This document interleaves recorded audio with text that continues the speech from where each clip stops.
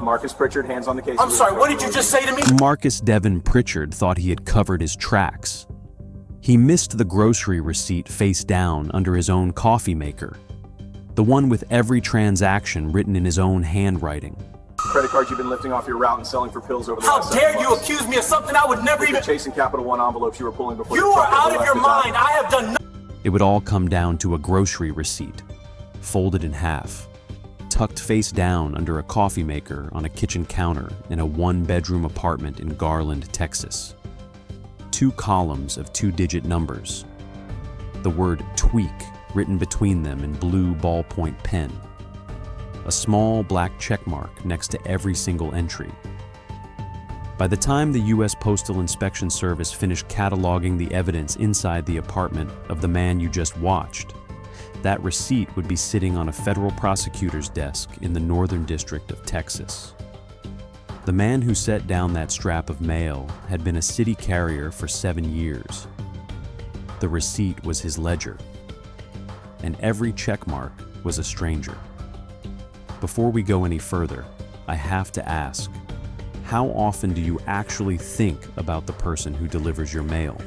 The one who has access to every bank statement, every replacement card, every piece of paper with your name on it that arrives at your house? Drop your honest answer in the comments. And if you're new to this channel, hit subscribe. We cover the cases where the person you were supposed to be able to trust was the one quietly cleaning you out. Marcus Devon Pritchard was born in March of 1990 at Parkland Memorial Hospital in Dallas, Texas. His mother, Renita, worked as a certified nursing assistant at a long-term care facility off Buckner Boulevard. His father, Devon Sr., drove a delivery truck for a regional bakery and was rarely home before 9 in the evening. The family rented the top floor of a duplex on Plum Street in northeast Dallas until Marcus was 6, then moved to a small frame house in Garland off Centerville Road. That house was where Marcus grew up. He was the middle child between an older sister named Brianna and a younger brother named Terrell. Renita kept a budget that allowed exactly 1 sit-down restaurant meal per month, always Fur's Cafeteria, always on a Sunday afternoon. Teachers at Walnut Glen Academy described Marcus on his 2nd grade report card as polite, attentive, and eager to be useful. His 3rd grade teacher wrote that he was the first one to volunteer to carry the lunch crate down to the cafeteria. By 5th grade, when the family briefly took on a paper route to supplement Renita's income, Marcus folded the papers in the carport every morning before school. His father called him the Route Man as a joke. The nickname stuck inside the house long after the paper route ended. At Garland High School, Marcus played offensive line for 2 seasons. He never made varsity. He got cut his junior year after his weight plateaued at 190 pounds. He graduated in May of 2008 with a 2.6 grade point average and no clear plan. The 2008 recession was already cutting through North Texas job listings. He took a job at the Sonic Drive-In on Walnut Street, made $7.45 an hour as a car hop, and worked there for almost 3 years. In 2011, his uncle Reggie, a custodian at the Garland, Maine post office on Glenbrook Drive, told him the Postal Service was hiring Citi carrier assistants and that the path to a regular career position was open if he could pass the Ford 73 exam. Marcus studied for 6 weeks at the public library on Austin Street. He passed on his first attempt with a score in the high 85th percentile. He started as a CCA in February of 2012. The starting pay was $16.94 an hour. He worked Saturdays, Sundays, and any holiday a regular carrier did not want, sometimes pulling 12-hour days during the Christmas surge. His supervisor at the time, a 30-year veteran named Donald Beasley, wrote in his first 6-month evaluation that Marcus was punctual, accurate, and showed the kind of route discipline you cannot teach. 2 years and 3 months after he started, Marcus converted to a regular career city carrier.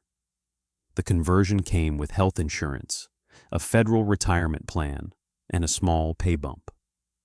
By 2018, Marcus had been assigned to the same route for 4 straight years, a residential walking and driving route running through the 75043 zip code along the eastern edge of Garland.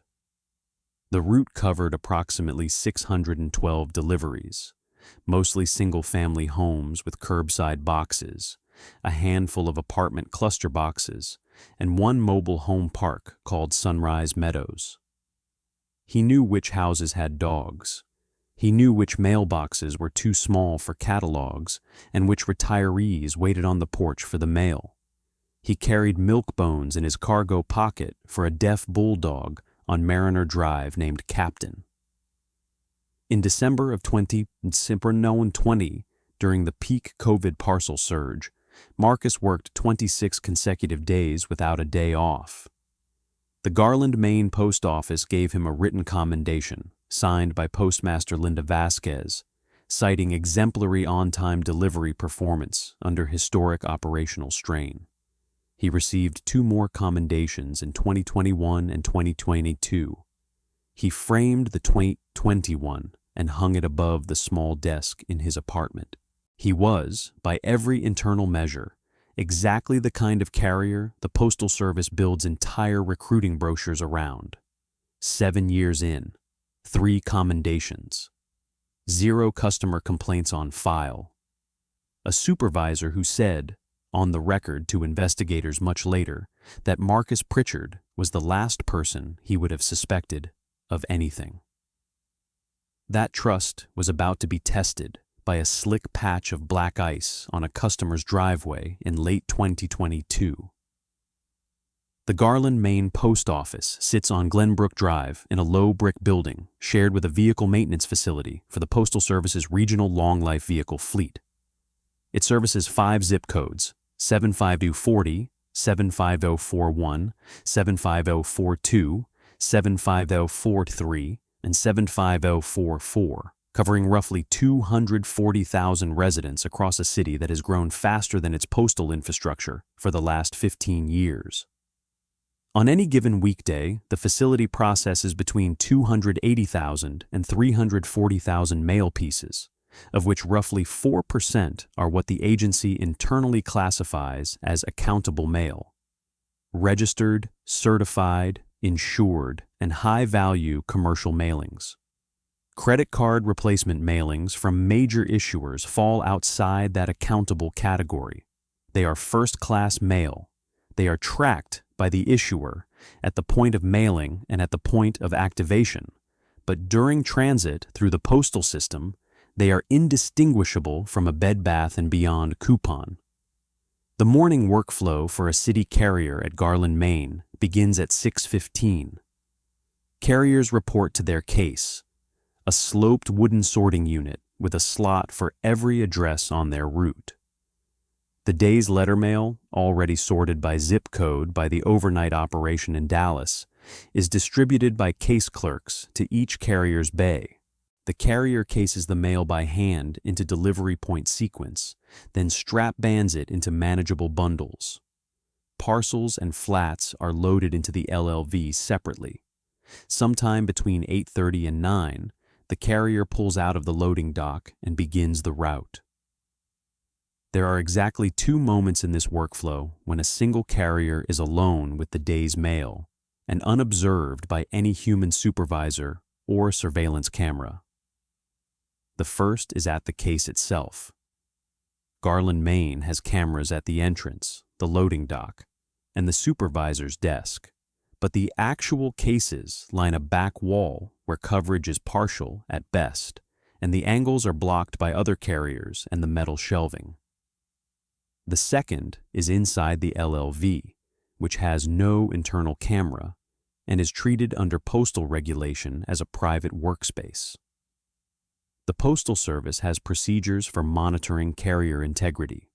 Supervisors are supposed to perform what is called a street observation on each carrier at least twice a year, riding along, watching the route, looking for irregularities. In Garland in 2023, with staffing shortages and a citywide carrier vacancy rate above 18%, street observations were a paperwork formality. Most carriers had not been observed in over 2 years. The trust framework here is almost religious in its simplicity. A federal employee picks up a sealed envelope addressed to a stranger and walks it to that stranger's mailbox. The system assumes the carrier will not open the envelope. It assumes the carrier will not take the envelope home. It assumes the carrier will not even notice what is inside the envelope, because their job is volume and speed and route discipline, not curiosity about the contents of any individual piece of mail. A residential carrier with a stable route, 7 years of muscle memory, and an unsupervised case at 6:15 in the morning has access to the financial identities of every household on their route. The system survives because that access is, in essentially every case, never used. Marcus Pritchard's route covered 612 mailboxes. In late October of 2022, Marcus slipped on a patch of black ice in a customer's driveway on Castlewood Drive and landed hard on his right knee. He finished the route. He drove the LLV back to the station. He told his supervisor he would walk it off. 2 days later, his knee was the size of a softball, and he could not put weight on the right side of his body. He filed a CA-1 federal workers' compensation claim, was diagnosed with a grade 2 MCL sprain and a meniscus tear by an orthopedist at Methodist Richardson, and was prescribed a 30-day supply of oxycodone 5 mg tablets. He took the pills as prescribed for the first 10 days. He took them faster than prescribed for the second 10. When the bottle ran out at 22 days, his knee was still stiff. He was still on light duty, and he had begun to notice, with a kind of detached recognition he did not yet have a word for, that the pills had been doing more than blocking pain. His orthopedist declined to refill. The Postal Service's contracted workers' comp physician offered him physical therapy and over-the-counter ibuprofen. Marcus returned to full duty in mid-December of 2022 with a route that felt, for the first time in 8 years, twice as long as it actually was. In January of 2023, a co-worker at the Garland, Maine loading dock, a casual mail handler named Devonte, told him he knew a guy on Snapchat who could get him whatever he used to be on. Plus, Marcus added the contact. The first purchase was $40. The pills looked like the oxycodone he had been prescribed, but a slightly different shade of blue. They were stamped M30. They worked better than the prescription had. He took half a pill on a Sunday afternoon and slept for 14 hours. By March, his weekday baseline was a full pill before his shift and another at lunch. By May, it was 2 before the shift and 1 in the LLV. By August, the daily cost was $300, and the pills had stopped working the way they had worked at 40. He did not know yet that pressed fentanyl had replaced almost all of the counterfeit oxycodone supply in North Texas. He only knew that the same pill that had felt warm in January felt like a cold rinse in August.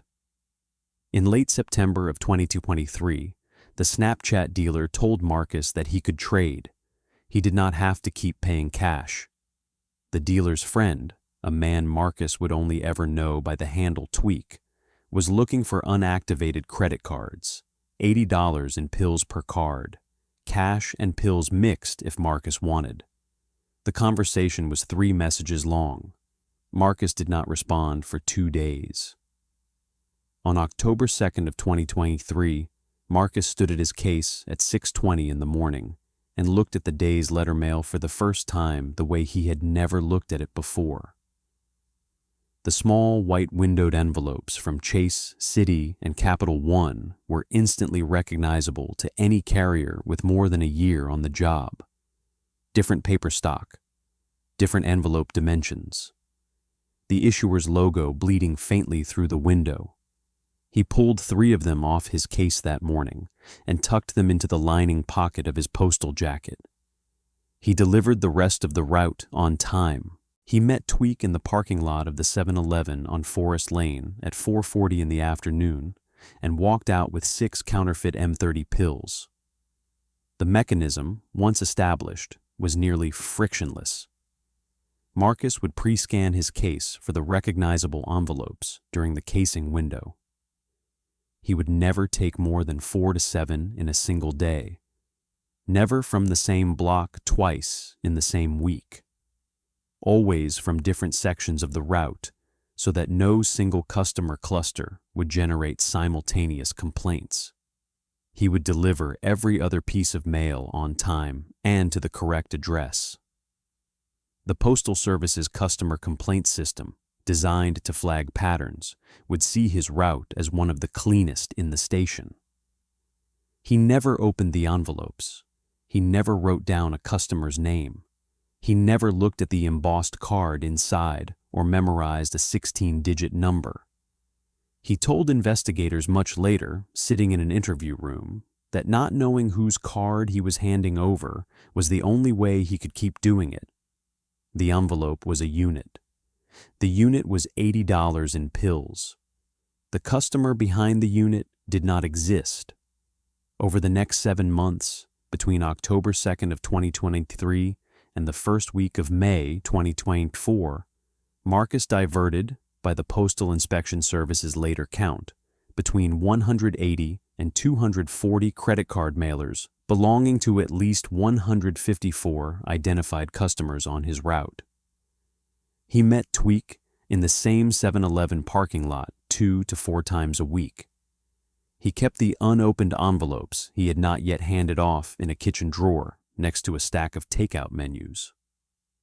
He kept the pills he had not yet used in an empty Cheez-It box on top of the refrigerator. He kept a single folded grocery receipt under the coffee maker on which he recorded, in 2 columns of 2-digit numbers, how many envelopes he had handed over and how many pills he had received in return. He told no one. His mother called him every Sunday. He told her work was busy.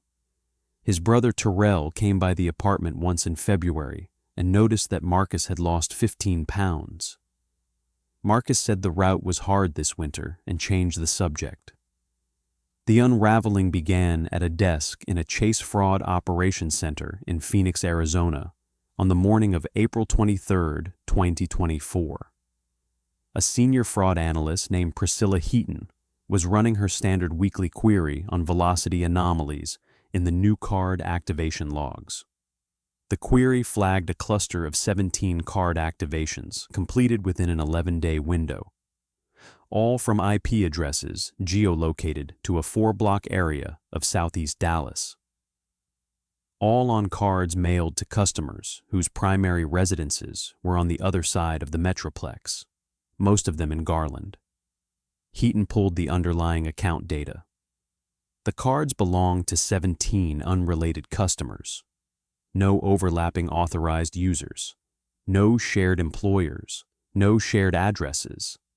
The only common element was the originating mailing zip code of the replacement card.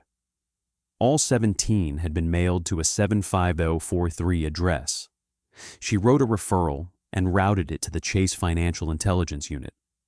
Within 24 hours, the unit had identified another 41 suspicious activations going back to November 2023, all keyed to mailing zip codes 75040 through 75044. Chase contacted Citi and Capital One. The other 2 issuers had been seeing the same anomaly and had each opened internal investigations. None of them had connected the activations to a single common pipeline. The referral went, on April 25th of 2024, to the U.S. Postal Inspection Service Dallas Division. Postal Inspector Caleb Renfro was assigned the case the following morning. He pulled the carrier assignment records for the Garland, Maine post office for the affected zip codes. There were 11 regular carriers working those routes. He cross-referenced the customer addresses on the flagged cards against route boundaries.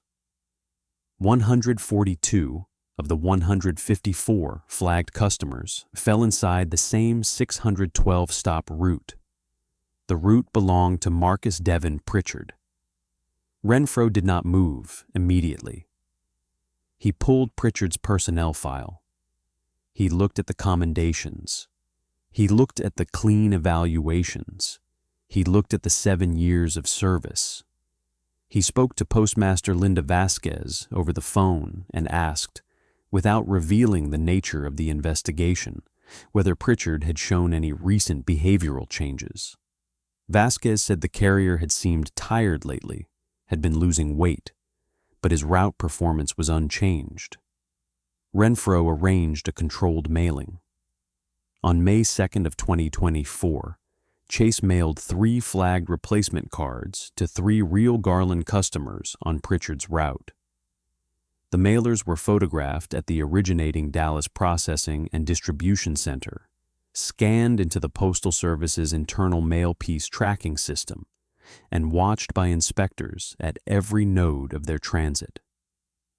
All 3 reached Garland, Maine post office at 4:14 on the morning of May 3rd. All 3 were sorted to Pritchard's case by the overnight clerks. None of the 3 reached the customer's mailbox that day. The customers were never notified of the controlled mailing. The cards never showed up at the addresses. Renfro had what he needed. The search warrant on Marcus Pritchard's apartment was signed by a federal magistrate at 8:40 in the morning on May 9th of 2024. The search team arrived at the apartment complex off Naaman Forest Boulevard at 6:22 on the morning of May 9th. Marcus was already gone. He had left for his shift at 5:50, as he had every weekday for the previous 4 years.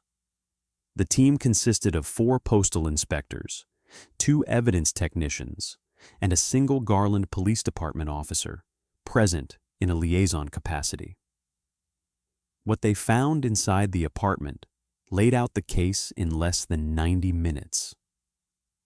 In the top drawer of the kitchen, beneath a stack of takeout menus from a Chinese restaurant on Broadway Boulevard and a pizza place on Centerville Road, the inspectors recovered 47 unopened credit card mailers.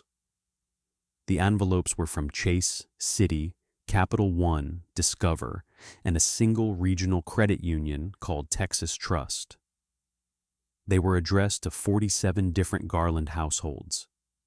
Every envelope was sealed and intact.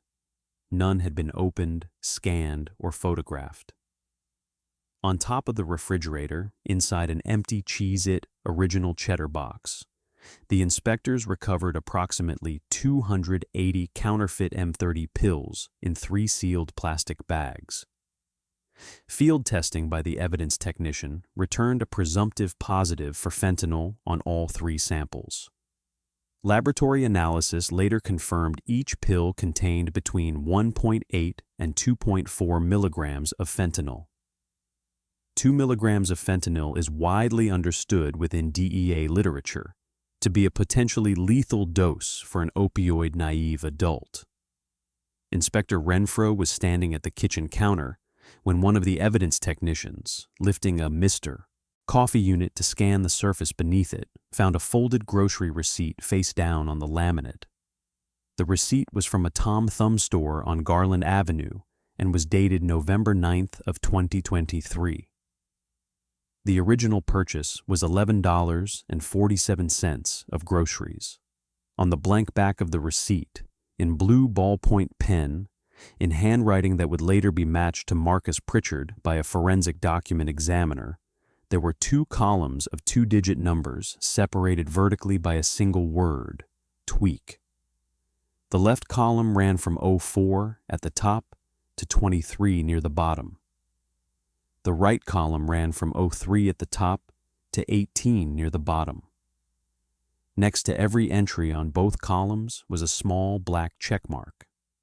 Inspector Renfro later testified in pre-trial filings that he understood, looking at the receipt for the first time, that he was looking at a ledger, a count of envelopes handed off on the left, a count of pill batches received on the right, each transaction confirmed with a checkmark when it cleared.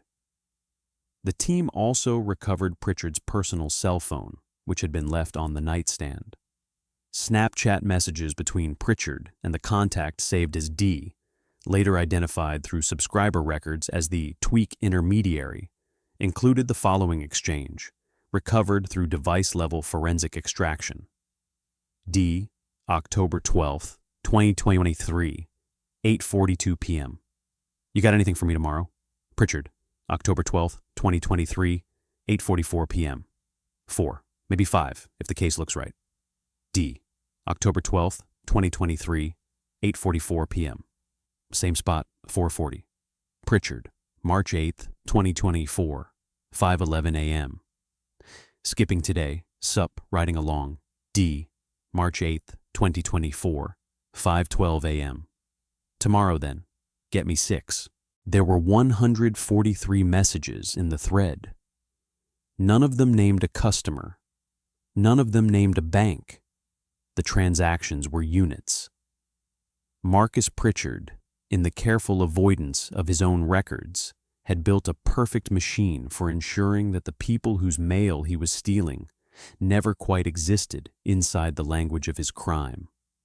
At 9:54 on the morning of May 9th, 2024, Inspector Renfro and 3 other postal inspectors located Marcus Pritchard's LLV parked on the curb of the 800 block of Mariner Drive.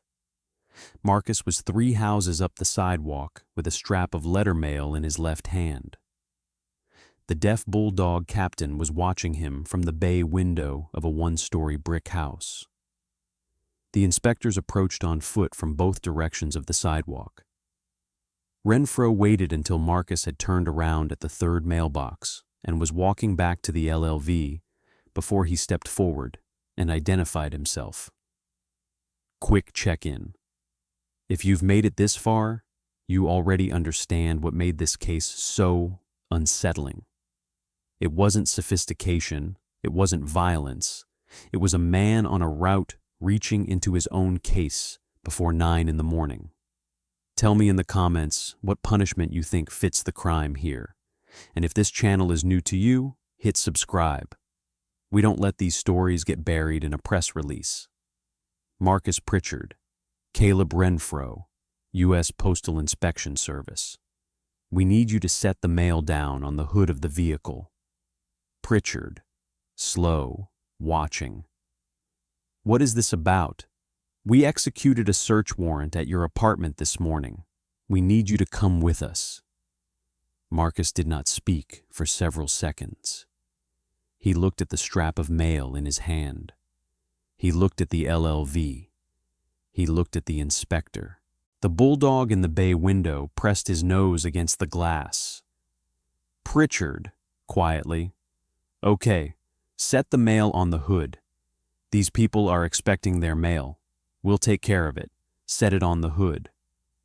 He set the strap of mail on the hood of the LLV. He laid it down flat, the way he had laid every strap on every hood for 7 years. He placed his hands behind his back without being asked. He did not ask if he was being arrested. He did not ask for an attorney. He did not deny anything.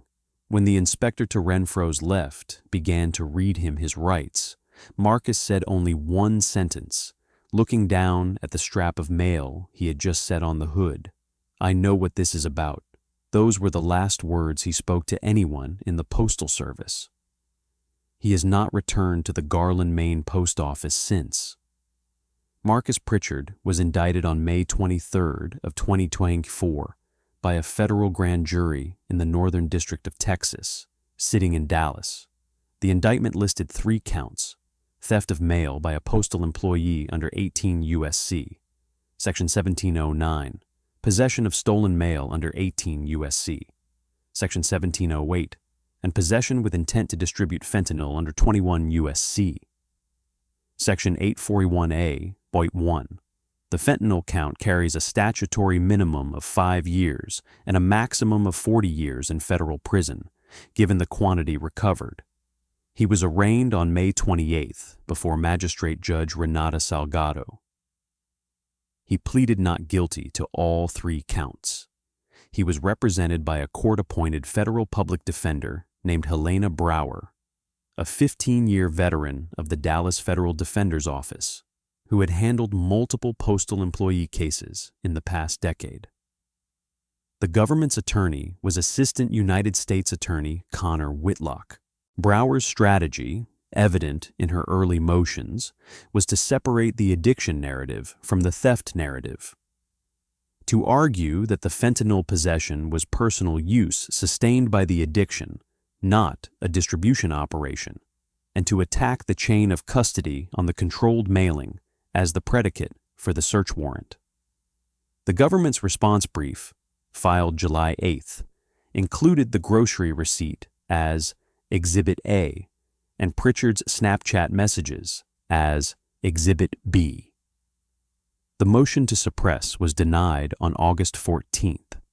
The case is currently scheduled for trial in the Earl Cabell Federal Building on Commerce Street in Dallas.